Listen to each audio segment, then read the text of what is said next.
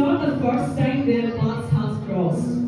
പണ്ട് മേരിമോട്ട് സ്കൂളിൽ വെച്ചു സിസ്റ്ററിന്റെ മുമ്പിൽ വെച്ചു നമ്മുടെ രേഷ്മാശ്രീ എല്ലാ ടീച്ചേഴ്സിന്റെ മുമ്പിൽ വെച്ചു ഒരേ ക്ലാസ്സിലും അസംബ്ലിക്ക് ഒരേ ലൈനിലും പ്രഭാതത്തിന്റെ ട്യൂഷൻ ക്ലാസ്സിലും ഒക്കെ ഒരുമിച്ച് പഠിച്ച കില്ലാടികളാണ് ഇവര്.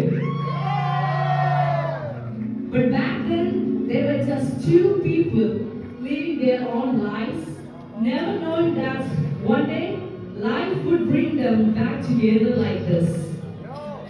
അങ്ങനെ വർഷങ്ങൾക്ക് ശേഷം ദൈവത്തിന്റെ നിശബ്ദമായ പദ്ധതിയിലൂടെ കുടുംബാംഗങ്ങളുടെ കൈപിടിയിൽ കൊണ്ട് അവർ വീണ്ടും കണ്ടുമുട്ടി.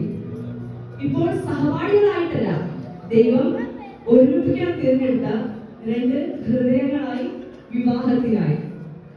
What started off as an arrangement slowly became conversations, then friendship, then comfort, and somewhere along the way it turned into love.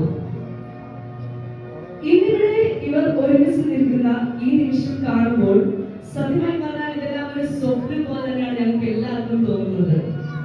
Not because it was written by anyone else, but because they chose each other, they grew into each other, and they decided to build a life together.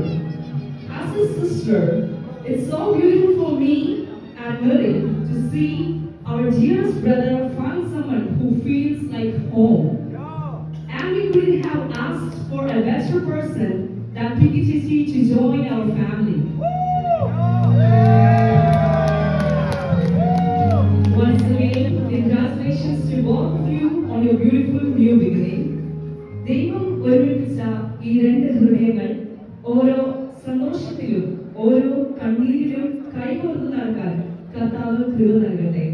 നിങ്ങളുടെ സ്നേഹം ഒരിക്കലും മായാതിരിക്കട്ടെ. Thank you everyone.